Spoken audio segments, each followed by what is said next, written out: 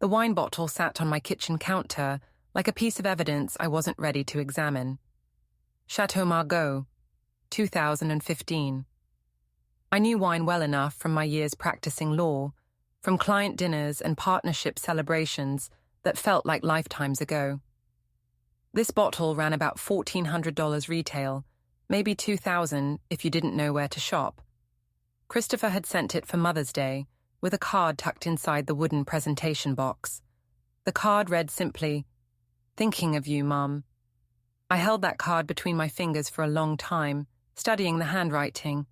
It wasn't his. Some service had written it, printed it in a font designed to look personal, then slipped it into the box with the wine. My son hadn't even bothered to sign his own name.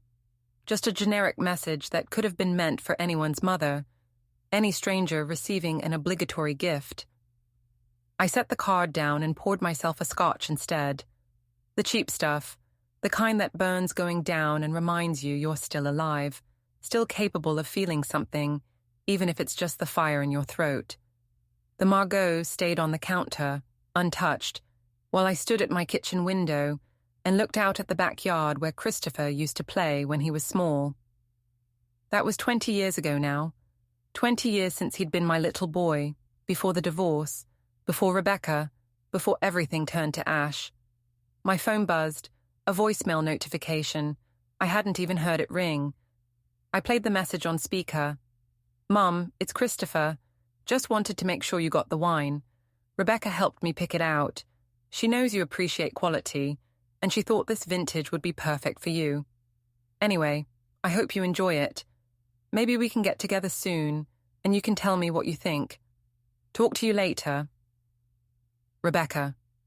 Of course Rebecca had helped. Rebecca, who married my ex-husband David 2 months after our divorce was finalized. Rebecca, who had been circling around David like a patient predator during the last year of our marriage, waiting for the right moment to move in. Rebecca, who now played mother to my 25-year-old son while I got expensive guilt gifts and impersonal voicemails. I picked up my phone and called Marcus. "Tell me you're calling with good news," he answered. I could hear the city sounds behind his voice, the honking and street noise that meant he was walking home from his office in Manhattan. "She finally did it," I said. "Who did what?" "Rebecca. She's completely taken over. Christopher just sent me wine for Mother's Day, $1,400 wine, and he made sure to mention that Rebecca helped him pick it out." Marcus was quiet for a moment. I heard his footsteps slow, then stop. "Where are you right now?" he asked. "Home, standing in my kitchen, looking at this bottle and wondering when exactly I became the kind of mother who receives expensive apology gifts from her own son." "It's not an apology, Teresa. It's a dismissal. There's a difference." I took another drink of scotch. Marcus was right, as usual. That was why I'd called him. Marcus Chen had been my friend since law school, back when we were both young and hungry, and thought we could change the world through litigation. He'd gone into corporate law while I'd focused on criminal defense, but we'd stayed close over the decades. He was one of the few people who'd stood by me during the divorce, who'd seen what David and Rebecca had done and hadn't tried to play both sides. "So what are you going to do?" Marcus asked. "I'm going to give it to her." "Give what to who?" "The wine. I'm going to give it to Rebecca." I heard Marcus's sharp intake of breath, then a low laugh. "You're serious?" "Completely serious. Christopher sent this wine to make himself feel better about abandoning me. He sent it so he could tell Rebecca, 'Look, I did something nice for my mom.' And she could pat him on the head and tell him what a good son he is. Well, I'm not playing that game. I'm not going to pretend everything's fine just because he sent me a bottle of wine. It's not some grand gesture. It's just a way for him to feel good about himself without ever truly facing what he's done." "Teresa, think about this." "I have been thinking about it. For 3 years, I've been thinking about it. 3 years since the divorce. 3 years of watching Rebecca systematically turn my son against me. 3 years of being painted as the villain while she plays the hero in his life. And through all of that, I've been patient. I've tried to be the mother he needed, but I'm done. I've had enough of pretending to be someone I'm not.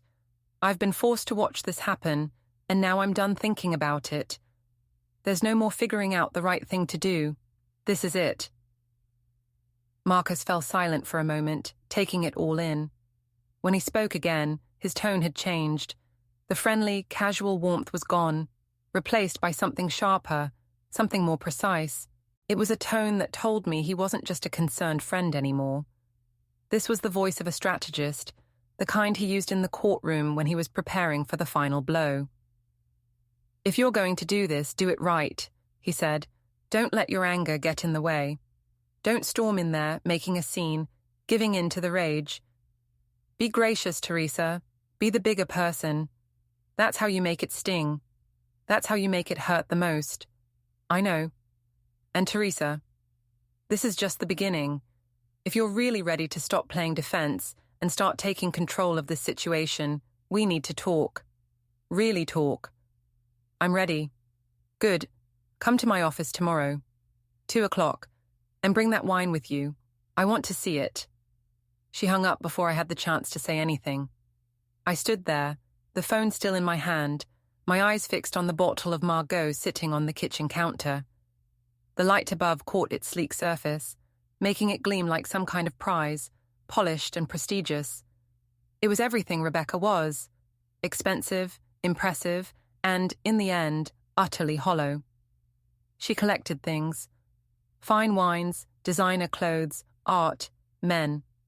And now she'd added my son to that list, as though he was just another possession to display. But Marcus was right. If I was going to make a stand, I had to approach it strategically. Anger led to mistakes, rash decisions, things you couldn't undo. Patience, however, that was where the real power lay. Smart women didn't act impulsively. They bided their time, waited for the perfect moment, and then they struck when it would hit hardest. I downed the last of my scotch, the warmth spreading through me, and then headed to bed. The bottle of wine remained on the counter, its meaning lingering in the air like an unwelcome guest. Marcus's office was located on the 43rd floor of a towering glass structure in Midtown, one of those sleek skyscrapers that seemed to scrape the sky. From the floor-to-ceiling windows, you could see the city stretching out in every direction, the endless sea of buildings beneath you, making you feel untouchable, like you were hovering above it all, immune to the problems that plagued the people below. His assistant, a sharp-looking woman with perfect posture, led me into a conference room that could comfortably seat 20 people around a massive mahogany table. I couldn't help but notice how the table probably cost more than my car. The room was minimalist, clean lines, modern art hanging on the walls, the kind of space that screamed power and success. Marcus was already there, his fingers moving quickly over his laptop keyboard. He glanced up when I entered, his gaze sharp and assessing. Without a word, he gestured to the chair across from him. I took my seat, the weight of everything pressing down on me once again, like it had never left. "You brought the wine?" I set the wooden box on the table between us. He opened it carefully, lifted the bottle, examined the label. "She has good taste, I'll give her that. This is the real deal. She wants everyone to know she has good taste. That's the whole point of Rebecca. She's a walking advertisement for her own success." Marcus set the bottle down and closed the box. "Tell me about her. Everything you know. You already know Rebecca. I know what I've observed at a distance. I need details. Her business, her habits, her vulnerabilities. If we're going to do this, we do it properly." I sat back in my chair. Through the window behind Marcus, I could see the whole city spread out like a game board. Rebecca Blackwell, 48 years old, made her money in commercial real estate development. She's not as successful as she pretends to be, but she's good at making people think she is.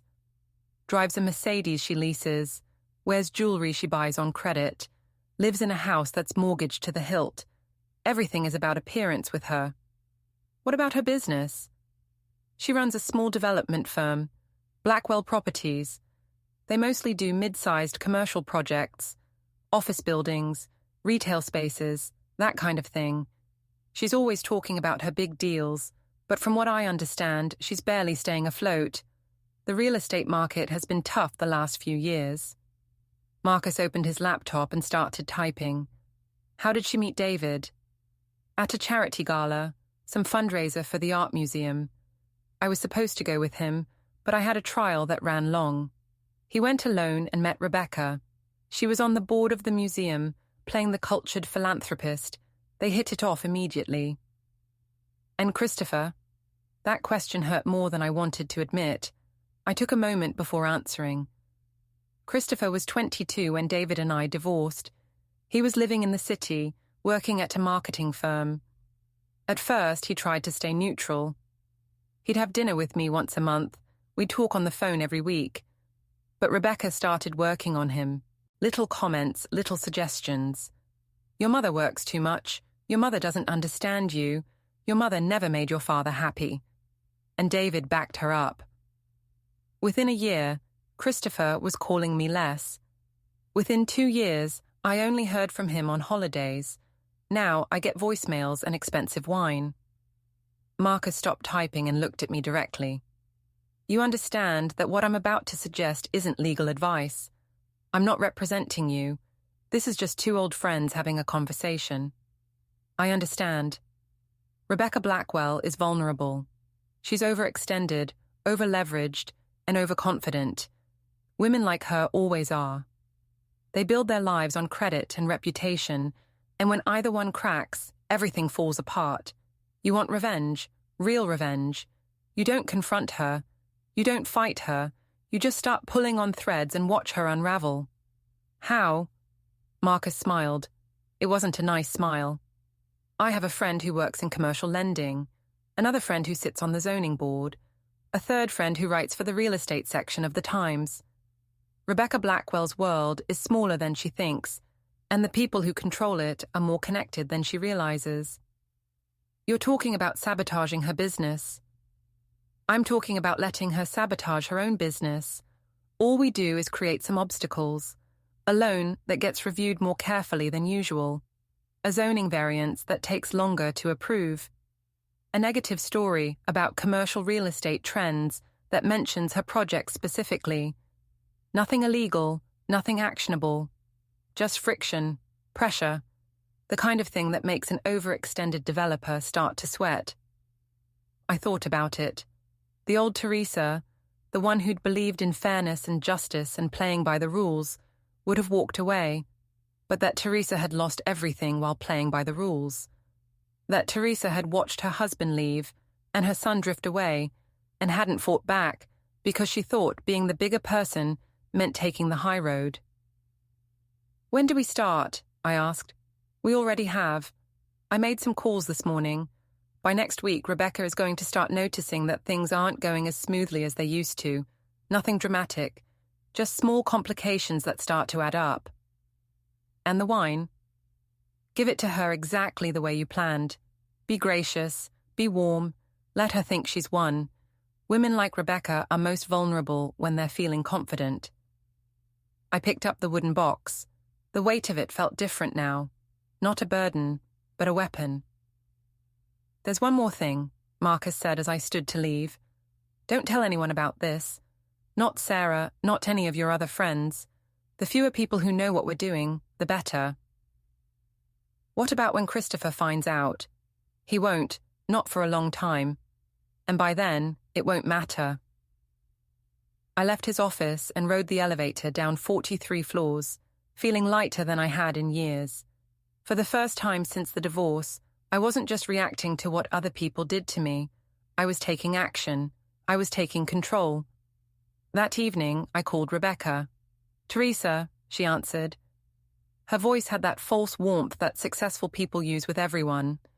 The tone that says I'm important and busy, but I'll pretend to care about you for the duration of this call. What can I do for you? I wanted to thank you, I said. Thank me? For what?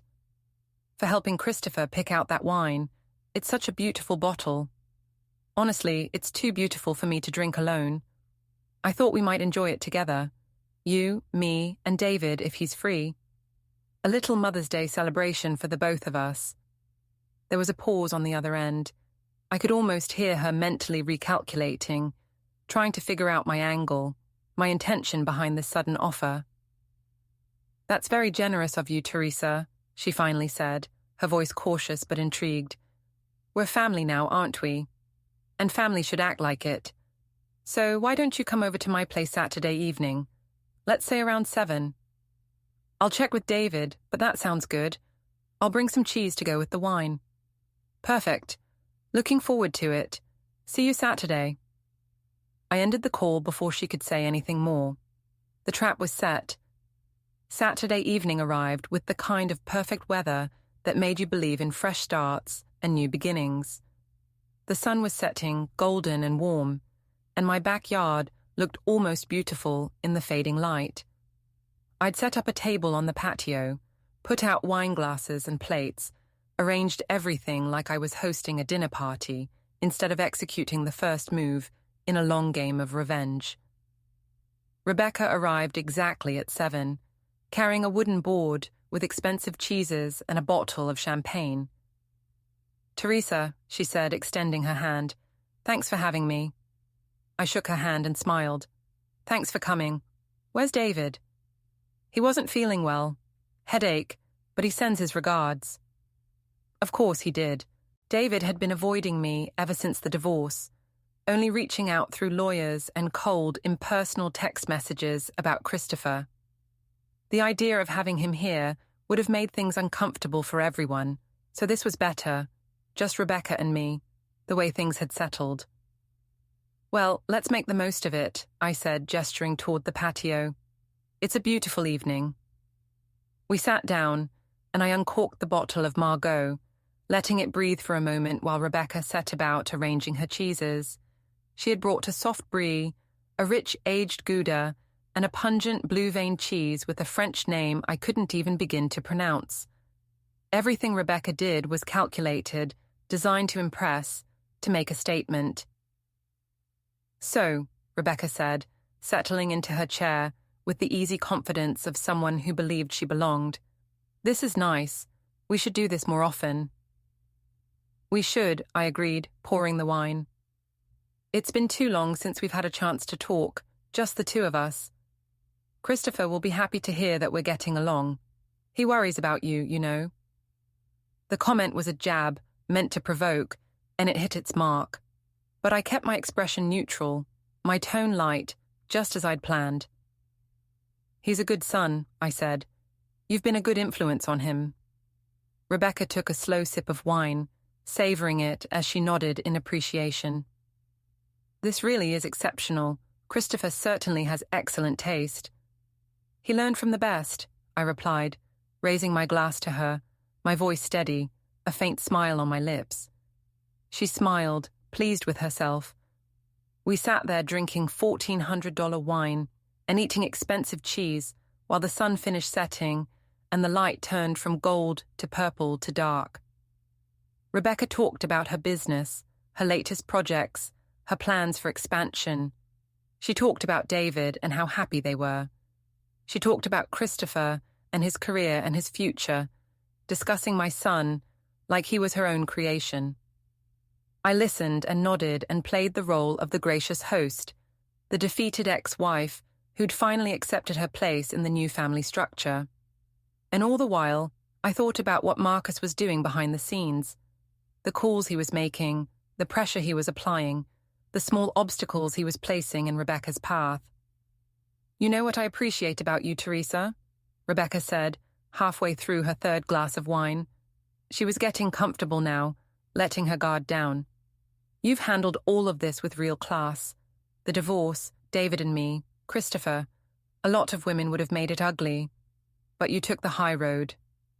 "Life's too short for bitterness," I said. "Exactly. That's exactly right. We're all adults here. We can be civilized about these things." She raised her glass and I raised mine, and we toasted to being civilized while I imagined her entire, carefully constructed world starting to crack at the seams. Rebecca left around 10, slightly drunk and completely satisfied. She hugged me at the door and thanked me again for the evening. for the wine, for being so reasonable. "We'll do this again soon," she said. "Absolutely," I replied. I watched her walk to her Mercedes, watched her drive away, and then I went back inside and called Marcus. "It's done," I said when he answered. "How did she seem?"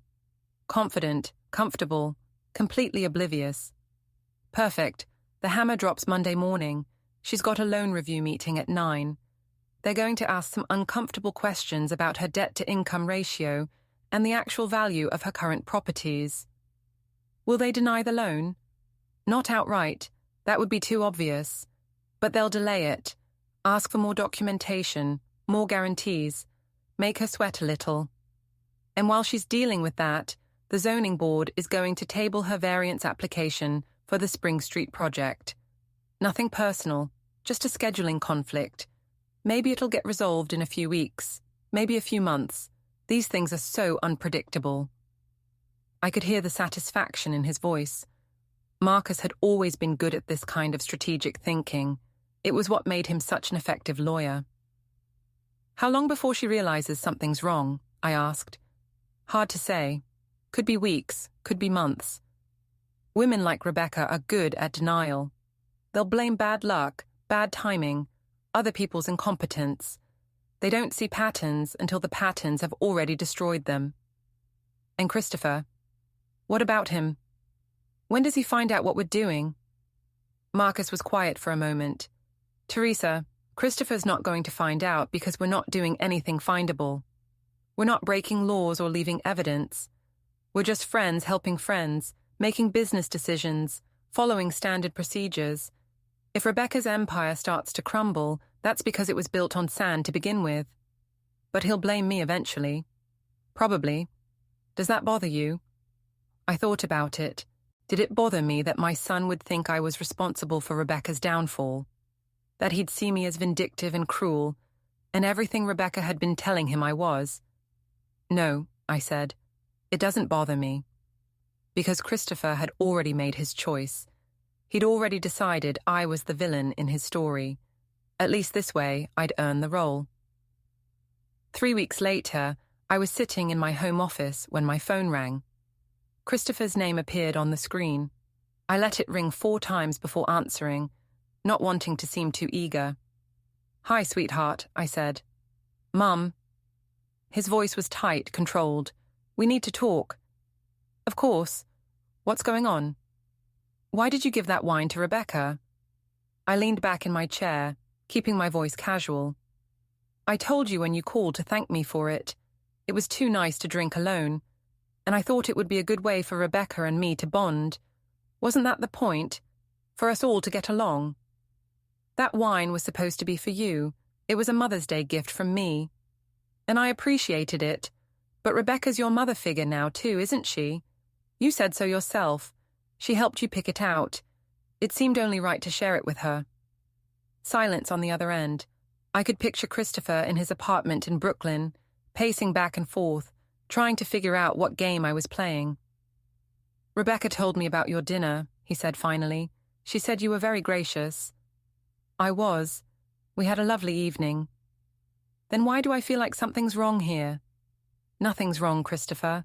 I'm just trying to be the mature adult everyone keeps telling me I should be. You wanted me to accept the new family dynamics. I'm accepting them." "It doesn't feel like acceptance. It feels like something else." "Like what?" He didn't answer. We sat there in silence, the distance between us measured in more than just miles. Finally, he spoke again, and his voice had softened slightly. "Are you okay, Mum?" "Really?" For a moment I almost told him the truth, almost explained how much it hurt to be replaced, to be relegated to the role of obligatory phone calls and expensive guilt gifts.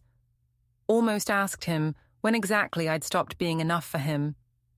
But that would have been the old Teresa talking, the one who believed in honest communication and emotional vulnerability, the one who'd lost everything. "I'm fine," I said. "Better than fine, actually. Work's going well. I've been seeing some friends. Life is good." "Okay, that's good. I'm glad. How's your job going?"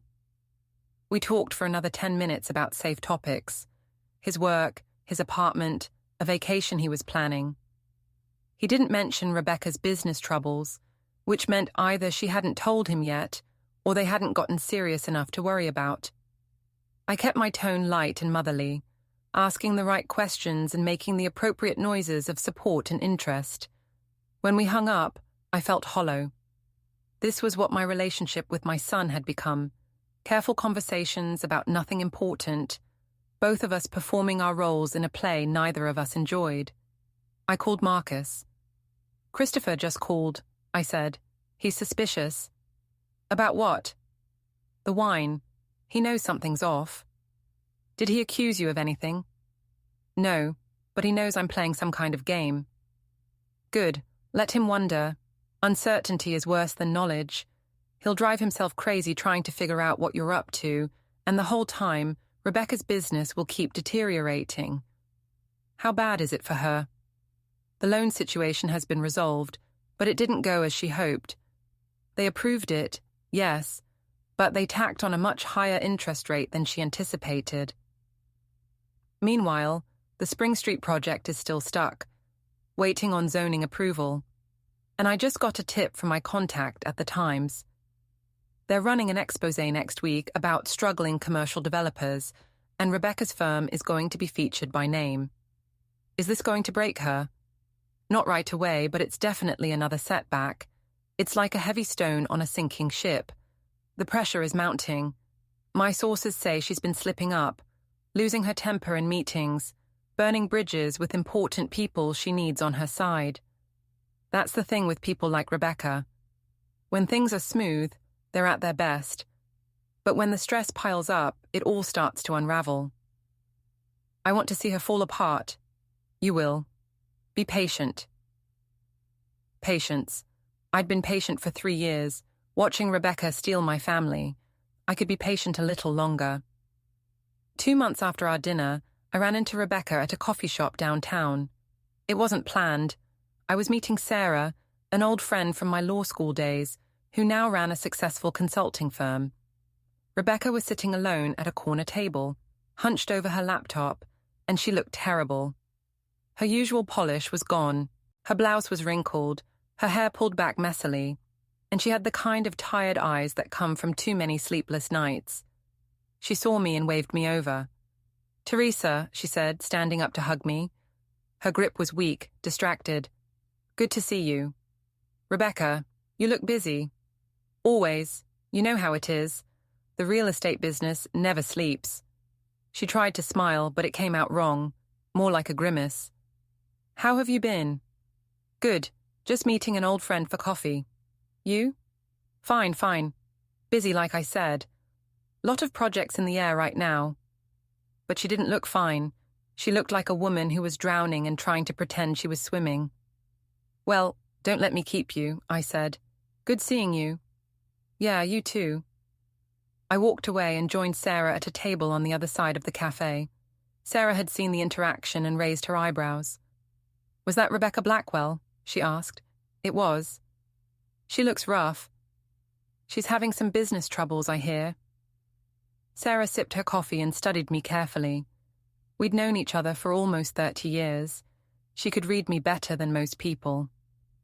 "You wouldn't know anything about those troubles, would you?" she asked quietly. "Why would I know anything about Rebecca's business?" "Because you're not stupid and you're not forgiving, despite what you let people think. Because you have connections and intelligence and a very good reason to want Rebecca Blackwell to suffer. Because I know you, Teresa, and I know that look in your eyes." I didn't confirm or deny anything, just drank my coffee and watched Rebecca through the window as she got into her Mercedes and drove away. "If someone were to want to make Rebecca's life more difficult," I said carefully, "how would they go about it?" Sarah smiled. Hypothetically. Well, hypothetically, Rebecca Blackwell's business depends on her reputation and her relationships. She's not a great developer. She's a great networker. She knows the right people, gets invited to the right parties, makes deals based on who she knows, rather than what she can do. So if someone wanted to hurt her, they wouldn't attack her business directly. They'd attack her social capital. How? Start rumors. Nothing too specific, nothing actionable. Just whispers about financial troubles, questions about project delays, suggestions that maybe Rebecca isn't as solid as she appears. In the business world, perception is reality. Once people start to doubt you, the doubt becomes self-fulfilling. That seems cruel. You asked. Sarah was right. It was cruel. It was also exactly what Rebecca deserved. Hypothetically, I said, if someone were already doing something similar, would you be willing to help? Hypothetically, I'd be happy to make some calls. I know a lot of people in commercial real estate, people who might be interested to hear that Rebecca Blackwell is overextended and unreliable. I appreciate that. What are friends for? We finished our coffee and talked about other things, but the real conversation had already happened. By the time I left, I knew that Sarah would start spreading the kind of doubt that would make Rebecca's business problems exponentially worse. Not lies, nothing defamatory, just questions, just concerns, just enough uncertainty to make people think twice before working with Blackwell Properties. That evening, Christopher called again. Mom, I need to ask you something. Okay. Are you doing something to Rebecca? My heart rate picked up, but I kept my voice steady. What do you mean? Her business is falling apart. Everything that can go wrong is going wrong. Loans, permits, partnerships. It's like someone is sabotaging her. And you think that someone is me? I don't know what to think, but it seems like too much of a coincidence. Everything started going wrong right after you two had dinner. Christopher, I'm a consultant. I analyze corporate liability and help companies avoid lawsuits. I don't have the power or the connections to sabotage someone's business, even if I wanted to, which I don't. Then why do I feel like you're lying to me? Because you want to believe I'm the bad guy. You've wanted to believe that since your father and I divorced. It's easier for you if I'm the villain, because then Rebecca can be the hero, and you don't have to feel conflicted about choosing her over me. That's not fair, isn't it? When was the last time you called me just to talk? When was the last time you invited me to anything? When was the last time you chose me instead of her? Silence. I thought so, I said. Look, Christopher, if Rebecca's business is struggling, that's not my fault. Maybe she's not as good at this as everyone thought. Maybe her success was always more about appearance than substance. Maybe she's just been lucky up until now and her luck is running out. You really hate her, don't you? No, I don't hate Rebecca. I'm indifferent to Rebecca. She's just another woman who married my ex-husband. She means nothing to me. That was a lie, of course. Rebecca meant a great deal to me. She was my target, my project, my revenge. But Christopher didn't need to know that. I have to go, he said. Okay, love you, sweetheart. He hung up without saying it back. 4 months after the dinner, Marcus called with an update. Rebecca's company is in serious trouble, he said. The Spring Street project fell through completely. The financing collapsed and the property owners backed out. She's lost about $2 million in potential revenue. How's she handling it? Not well. She had a very public argument with a city councilwoman last week. Someone filmed it and it's been making the rounds on social media. She looks unstable, unprofessional, exactly the kind of person no one wants to do business with. What about Christopher? What about him? Has he figured out what we're doing? He suspects, but suspicion isn't proof. And honestly, Teresa, I don't think Rebecca has told him how bad things really are. People like her don't admit failure, especially not to their families. She's probably still pretending everything's fine while her whole world burns down around her. Good. There's something else. One of my contacts says Rebecca has been talking to investigators. Private ones. She thinks someone is actively sabotaging her, and she wants to find out who. That made me pause. Can they trace anything back to us? No, we haven't done anything illegal, or even particularly unusual. We're just people making phone calls. expressing opinions, sharing concerns. There's no conspiracy to uncover because we haven't actually conspired to do anything actionable. But she knows someone's behind this. She suspects, but suspecting and proving are two different things. And even if she somehow figured out it was you, what's she going to do? Sue you for making phone calls? Accuse you of having friends who ask questions about her business? There's no case there. She was right, but I still felt uneasy. Rebecca was desperate, and desperate people did unpredictable things. Just be careful, Marcus said. Don't contact her directly. Don't mention any of this to anyone except me and Sarah. Keep living your normal life. I will. But my normal life had changed. Every day I woke up wondering what new disaster had befallen Rebecca. Every evening I checked the real estate news, looking for mentions of Blackwell properties. I'd become obsessed with her destruction, and that obsession was starting to consume me. I didn't care. 3 weeks later, Christopher showed up at my house unannounced. I opened the door, and there he was, standing on my porch in jeans and a sweater, his hair disheveled, his eyes red from crying. "Can I come in?" he asked. "Of course." We sat in the living room, the same room where he'd played with trucks when he was 5, where he'd done homework when he was 12, where we'd talked about college when he was 17. All those memories hung in the air between us like ghosts. "Rebecca lost everything," he said finally. "Her business is bankrupt. The house is being foreclosed. Dad is devastated. And Rebecca, she's not the same person anymore. She's angry all the time, paranoid. She keeps saying someone destroyed her deliberately." I didn't say anything. "It was you, wasn't it?" he asked. "You did this to her." "I didn't do anything to Rebecca." "Don't lie to me, Mum. Please, I need to know the truth." I looked at my son, really looked at him. He was 25 years old, an adult, and yet sitting there on my couch he looked like a lost child. Part of me wanted to comfort him, to tell him everything would be okay. But that part of me was small and getting smaller. "What do you want me to say, Christopher? That I'm happy Rebecca's suffering? Okay, I'm happy. She took my husband, she took my son, she spent 3 years making me feel like I was worthless. So yes, if she's struggling now, I'm not exactly crying about it. But did you cause it? Rebecca caused it. She built her whole life on credit and connections and lies. All I did was stop playing defense. I stopped being the nice person who took everything lying down. I started asking questions, making calls, expressing concerns. Is that a crime? Is it wrong to tell the truth about someone? You destroyed her. No, I let her destroy herself. There's a difference." Christopher stared at me, and I saw something shift in his eyes, a realization, a finality. "I don't know you anymore," he said quietly. "You haven't known me for years, Christopher. You stopped trying to know me the day you decided Rebecca was a better mother than I ever was." "That's not true. Isn't it? When was the last time you asked me about my life? When was the last time you cared about anything I was doing?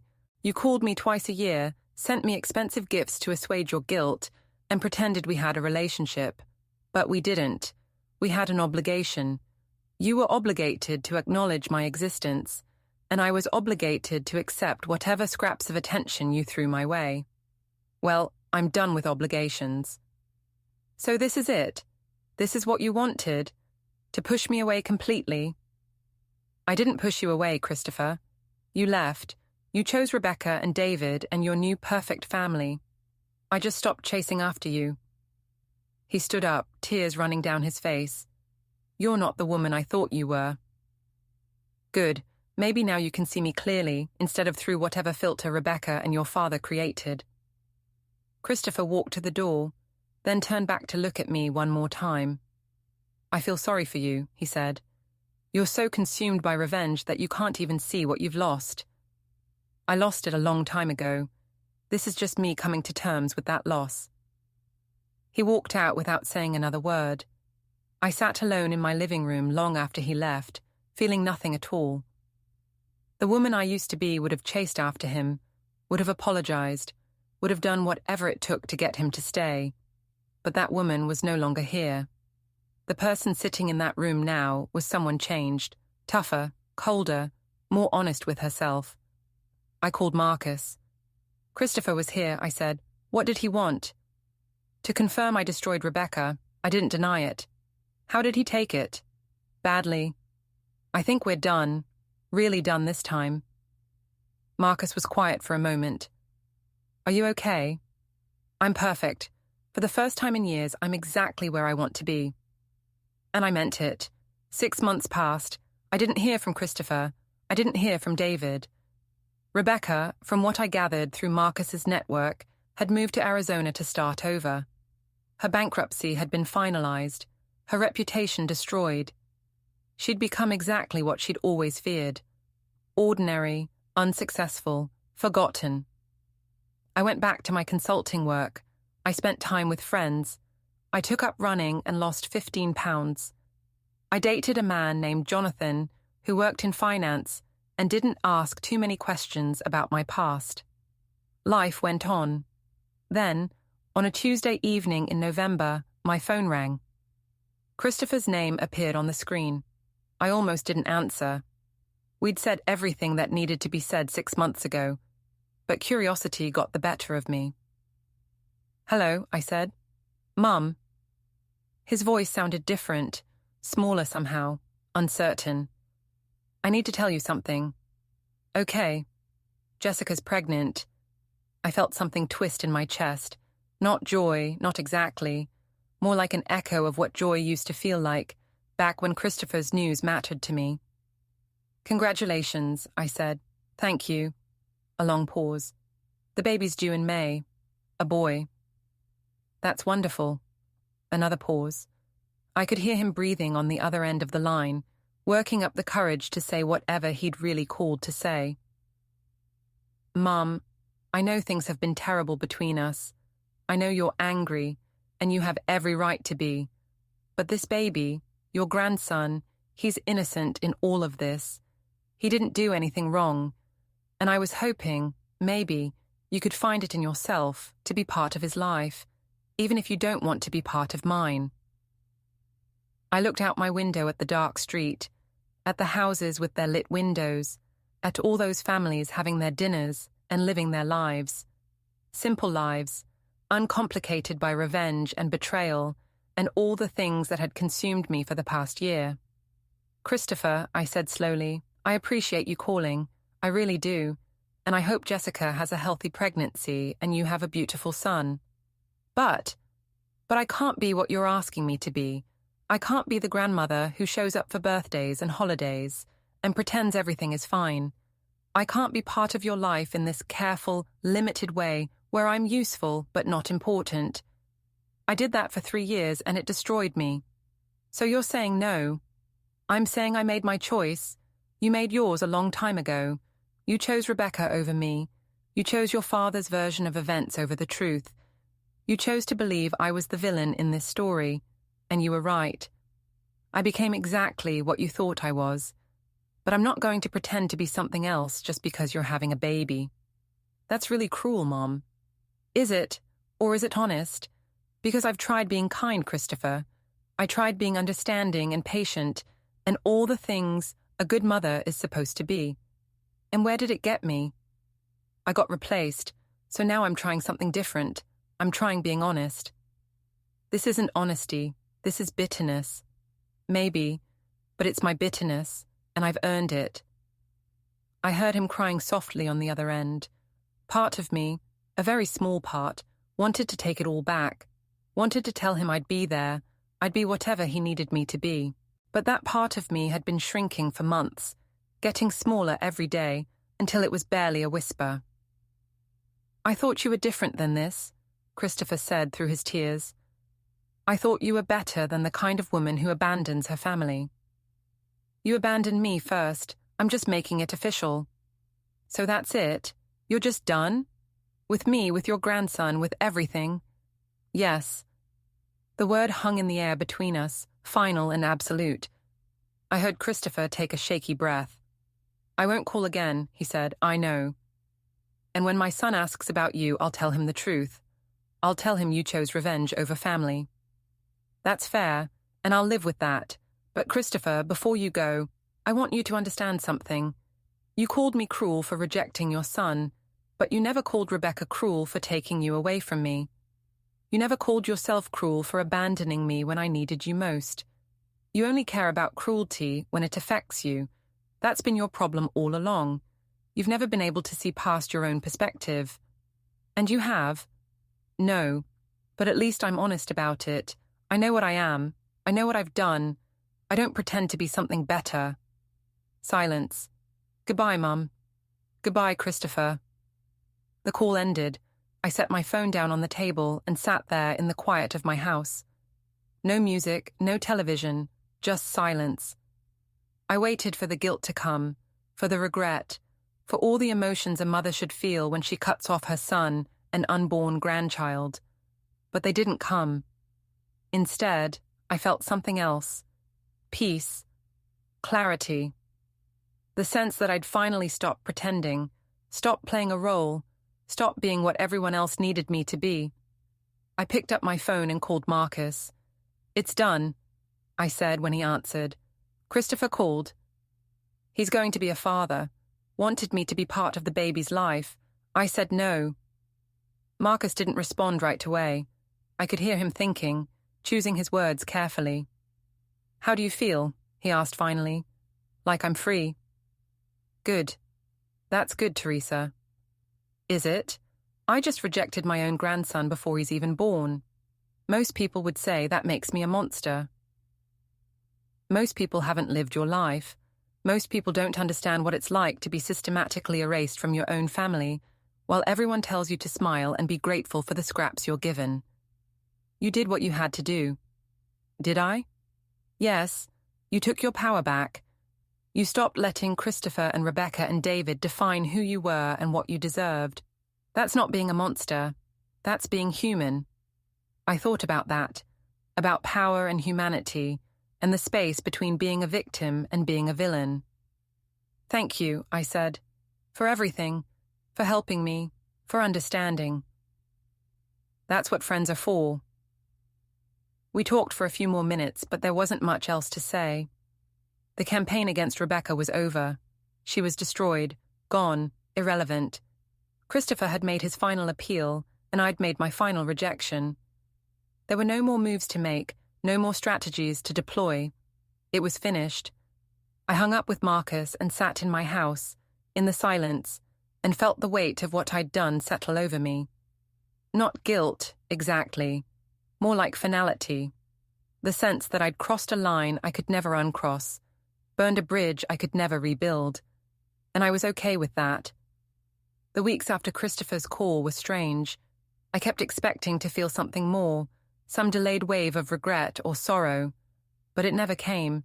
Instead, I felt lighter, unburdened by the constant low-grade anxiety that had defined my relationship with Christopher for years. I threw myself into work. My consulting business was thriving. Companies paid me substantial fees to analyze their liability exposure and suggest ways to minimize legal risk. It was precise, logical work that required no emotional investment. Perfect. Jonathan and I kept seeing each other. He was smart, funny, refreshingly uncomplicated. He knew I had an ex-husband and a son I didn't speak to, but he didn't press for details. We went to dinners and movies, and spent weekends at his place in Connecticut. It wasn't love, not yet, but it was comfortable. One evening in December, Sarah called. "Drinks tomorrow?" she asked. "I have news." We met at a bar in Soho, the kind of place with leather booths and whiskey that cost $20 a glass. Sarah was already there when I arrived, looking pleased with herself. "What's the news?" I asked, sliding into the booth across from her. Rebecca Blackwell filed for personal bankruptcy last week. Complete liquidation. The house in Arizona, her car, everything. She's broke. How broke? Living in a rental apartment, working at a car dealership broke. My source says she's selling Hyundais. Can you imagine? Rebecca Blackwell, who used to drive a Mercedes and talk about her commercial empire, is now selling economy cars to people with bad credit. I should have felt triumphant. This was exactly what I'd wanted, what I'd spent months orchestrating. Rebecca destroyed, humiliated, reduced to nothing, but all I felt was empty. "You okay?" Sarah asked, studying my face. "Yeah, just processing." "You don't seem happy." "I am happy. It's just different than I thought it would be. The whole time I was working toward this, I imagined feeling vindicated, victorious. But now that it's happened, it just feels like the end of a story I got tired of reading." Sarah sipped her whiskey. "That's the thing about revenge. It's satisfying in concept but hollow in execution. You spend all this time and energy destroying someone, and then when you succeed, you realize it didn't actually fix anything. You still have the same empty life you had before. That's cheerful." "I'm not trying to be cheerful. I'm trying to be honest. You asked me to help you destroy Rebecca, and I did. I spread rumors, planted doubts, burned her professional bridges. It was easy, actually. Almost too easy. And now she's destroyed, and you're here drinking $20 whiskey in a fancy bar, and neither of us is particularly happy about it. You regret helping me?" "No. Rebecca was a predatory woman who deserved what she got, but I wonder if you got what you needed." I thought about that question for a long time. Did I get what I needed? Rebecca was destroyed. Christopher had cut me off completely. David was apparently devastated, according to mutual acquaintances. I'd won, by any objective measure. But I didn't feel like a winner. "I got what I wanted," I said finally. "Whether that's what I needed is a different question." "Fair enough." We finished our drinks and talked about other things. Business, politics, Sarah's ongoing divorce from her husband of 20 years. Everyone had their wars, their betrayals, their reasons for bitterness. When I got home that night, I found a letter in my mailbox. No return address, but I recognized Christopher's handwriting on the envelope. I took it inside and sat at my kitchen table, staring at it for a long time before opening it. The letter was short. "Mom, I'm not writing this because I expect anything from you.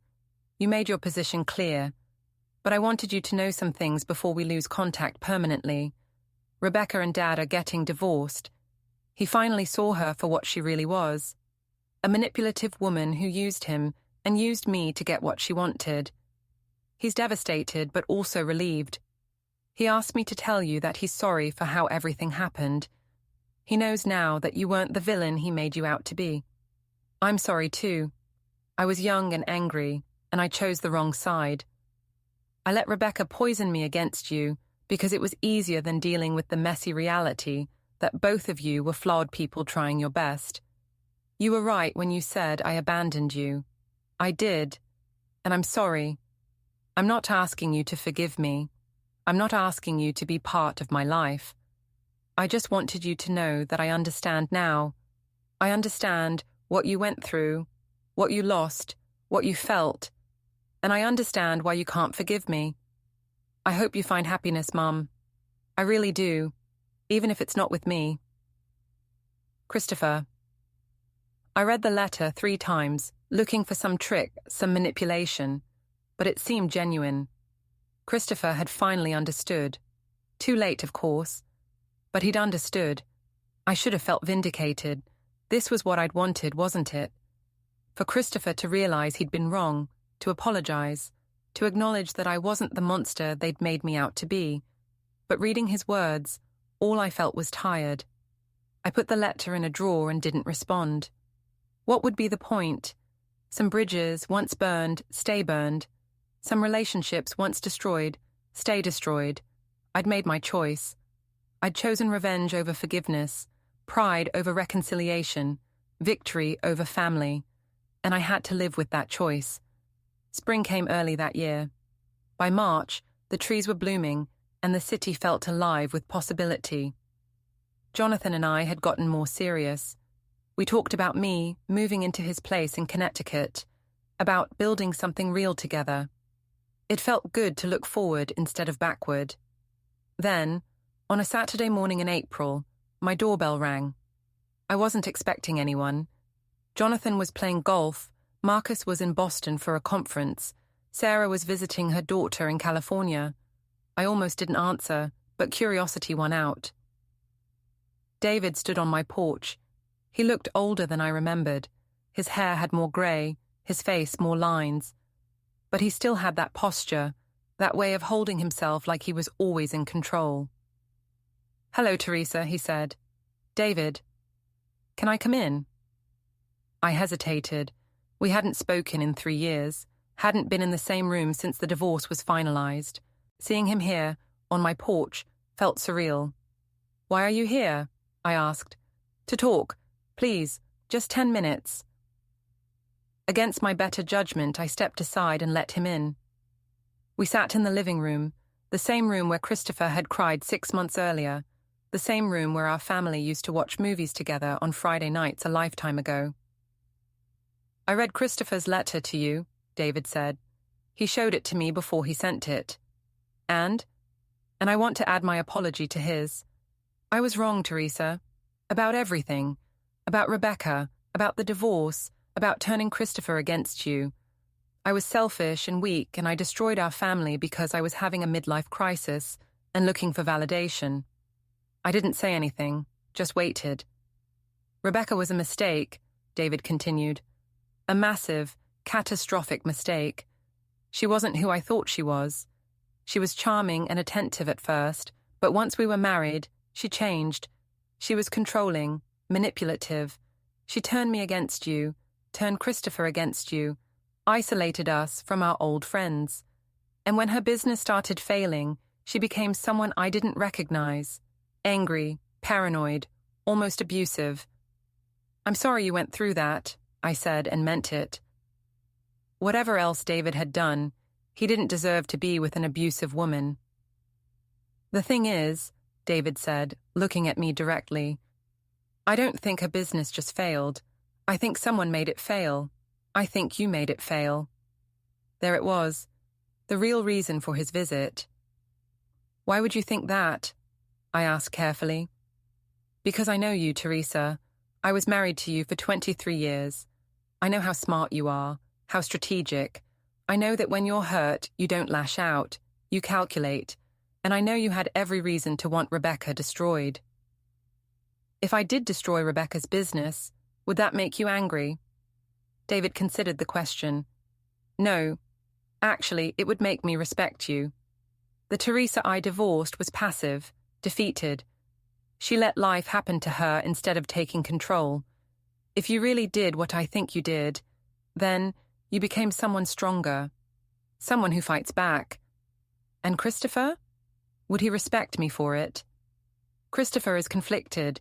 He knows Rebecca deserved what happened to her, but he also can't reconcile the mother he remembers with the woman who could orchestrate someone's destruction so completely. He's struggling with it. He shouldn't struggle. He should accept that people change, that I changed, that the woman who let you walk all over her doesn't exist anymore." David flinched at that. Good. He should flinch. "I didn't come here to fight," he said quietly. "I came to ask you something. Christopher's due date is in 2 weeks. Jessica's alone. Her family disowned her when she got pregnant before marriage. Christopher's struggling financially. He needs his mother. Not for his sake, but for the baby's sake. Your grandson deserves to know his grandmother." "I've already told Christopher no." "I know, but that was 6 months ago. Maybe you've had time to reconsider." I looked at David, really looked at him.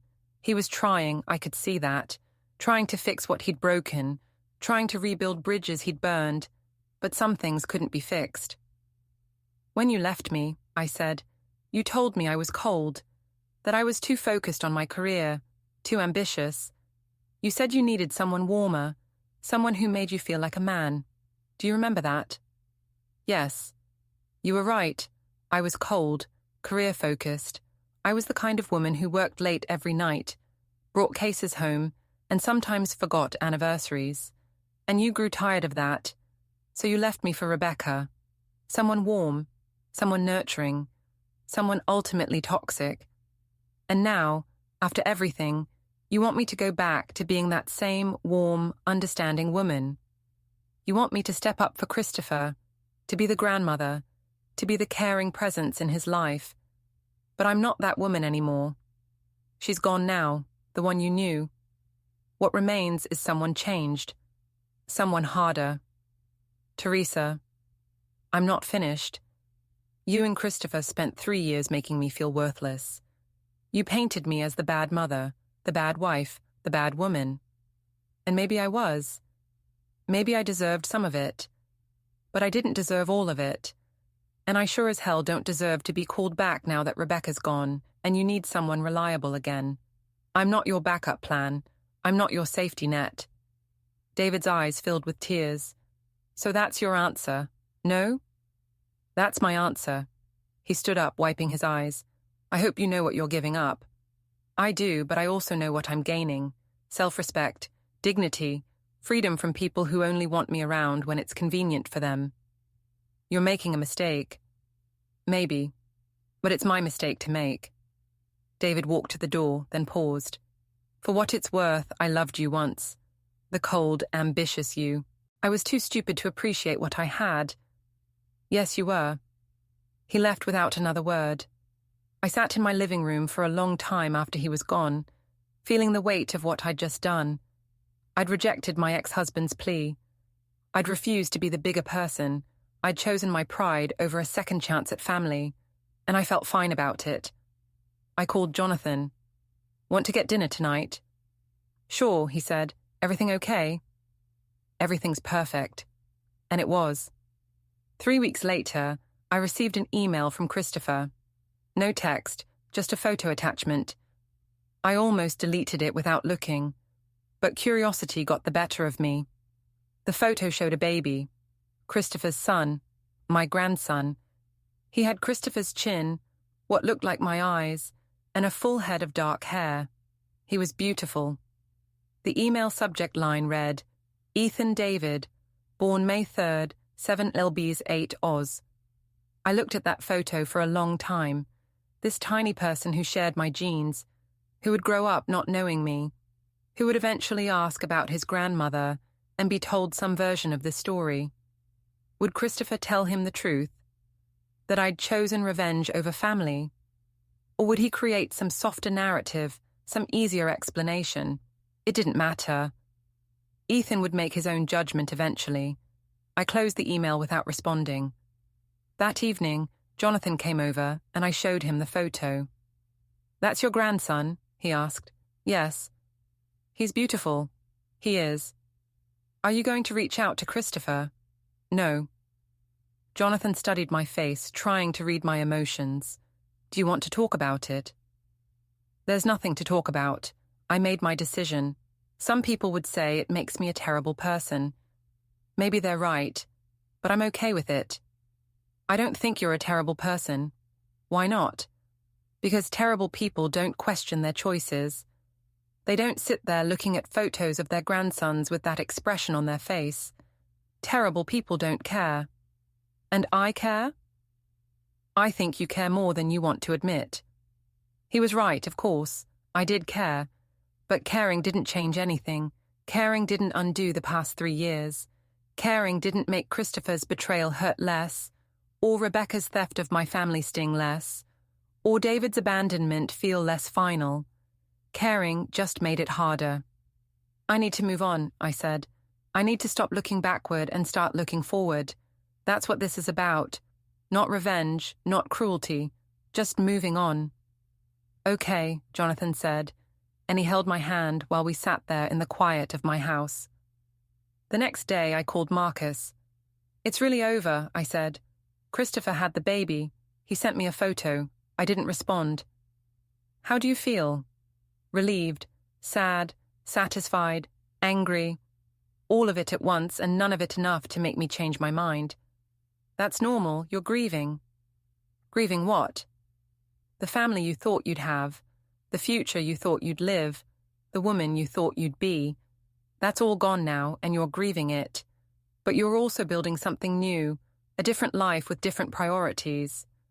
That's not wrong, Teresa. It's just different. Do you think I'm a bad person? No. I think you're a hurt person who fought back the only way you knew how. Is it pretty? No. Is it forgivable? Maybe not. But it's human. And sometimes being human means being ugly. We talked for a while longer, but eventually the conversation ran its course. There were no more strategies to discuss, no more moves to plan. The game was over. I'd won, or lost. It was hard to tell the difference anymore. That night, I took the photo of Ethan that Christopher had sent and printed it out. I put it in a frame and set it on my desk, not out of sentimentality, not out of love, but as a reminder of what I'd chosen, what I'd sacrificed, what I'd become. I looked at that tiny face and felt nothing but the cold satisfaction of a woman who'd gotten her revenge and was willing to pay the price for it. Rebecca was destroyed. Check. Christopher was out of my life. Check. David had finally understood his mistake. Check. Everything I'd wanted, I'd achieved. And if the victory felt hollow, if the triumph tasted like ash, if the revenge left me feeling empty instead of satisfied, well, that was the price of winning. I could live with that. I had to live with that, because there was no going back now. No reconciliation, no forgiveness, no redemption. Just this new life I'd built on the ashes of the old one. Just this new me, harder and colder and more honest than the woman I used to be. Was I happy? No. But I was free. And sometimes freedom is all you can ask for. I turned off my desk lamp and walked upstairs to bed. Tomorrow I'd wake up and go to work. I'd have dinner with Jonathan. I'd live my life. And I'd do it without Christopher, without David, without the family that had betrayed me. I'd do it alone. But I'd do it on my own terms. And that finally was enough.